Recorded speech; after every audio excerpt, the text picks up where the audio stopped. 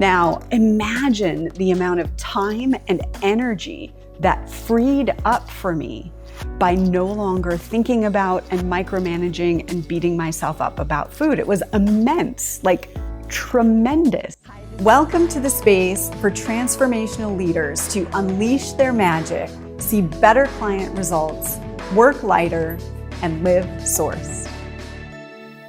Hi, this is Darla. Welcome to Transformational Storytime. I want to share a story today that I don't share very often because, quite honestly, I kind of forget it was a thing, but it was a very big thing. I want to start with the journey to loving my body, being present in my body has been quite a journey.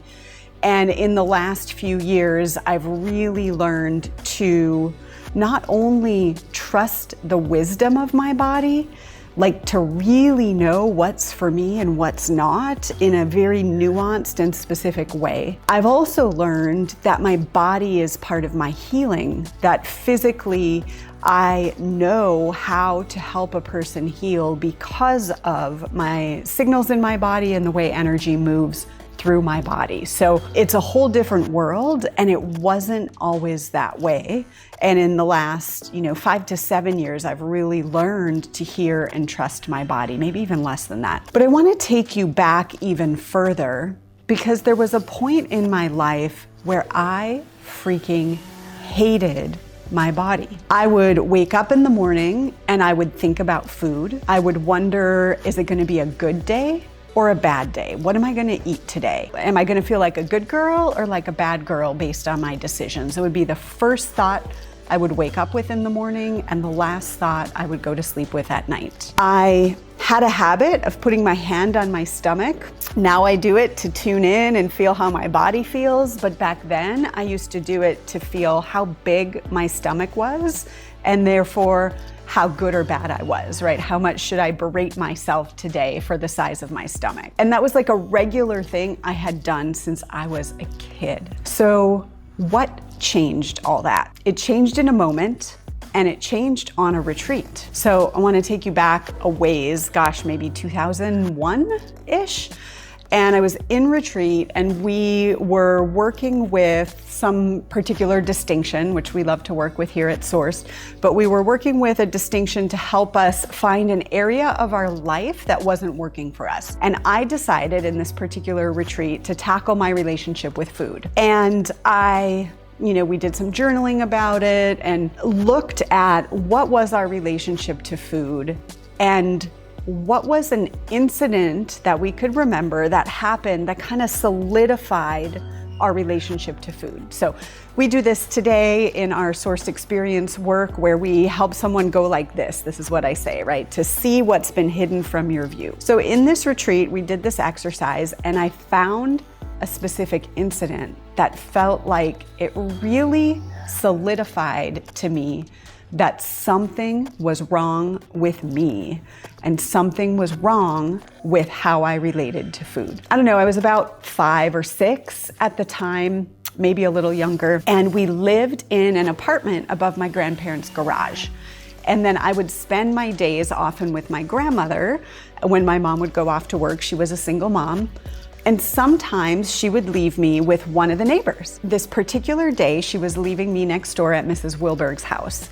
And I loved going to the Wilbergs because they always had candy. So she's sending me next door, just like out the door, right, as we did back then. As I'm heading out the door, she pins to my shirt a sign, a little piece of paper, Post-it note or whatever, that said, "Please do not feed me."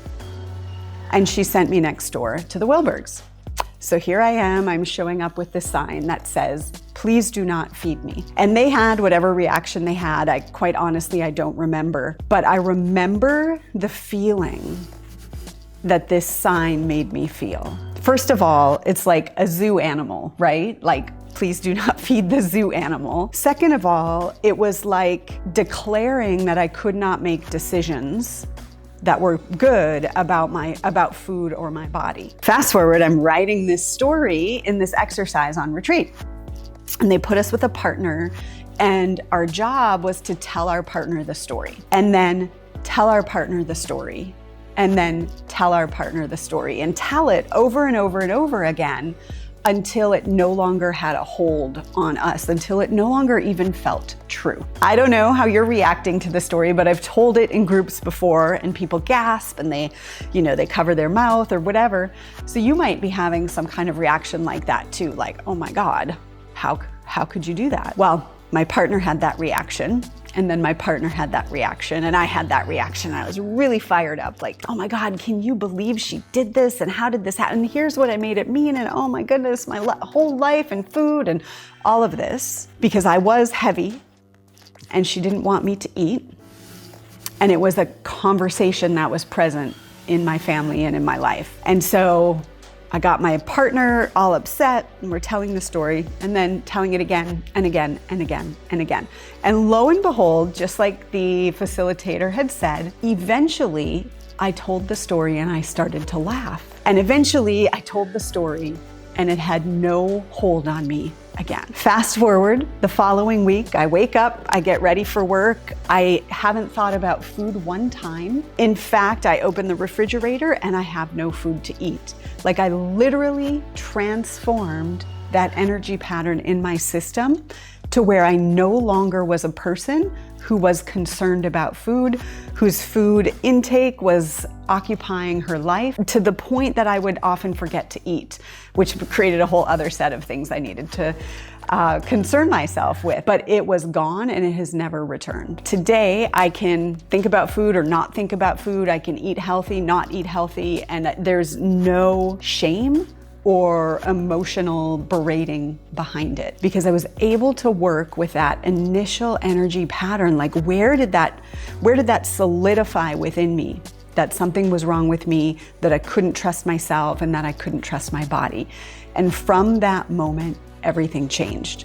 Now, imagine the amount of time and energy that freed up for me by no longer thinking about and micromanaging and beating myself up about food. It was immense, like tremendous. And again, it was years later before I learned that my body holds wisdom, to be in my body, love my body, to move energy with my body. That took a little more time, but that moment of transformation made all of that available for me. We don't know what we don't know about the patterns that are running the show, right? About the things that are hidden from our view. And that is why I'm so passionate about this work of transformation, because when we can see the thing that was running so much of my life and I had no idea, it just was the way it was. Everyone in my family worried about food. There was no other option, right? But once I could see it, I could relate to it differently and I could make a new choice. And that's what I want for you. Whatever it is, whatever your thing is, that's what I want for you. And that's what we're committed to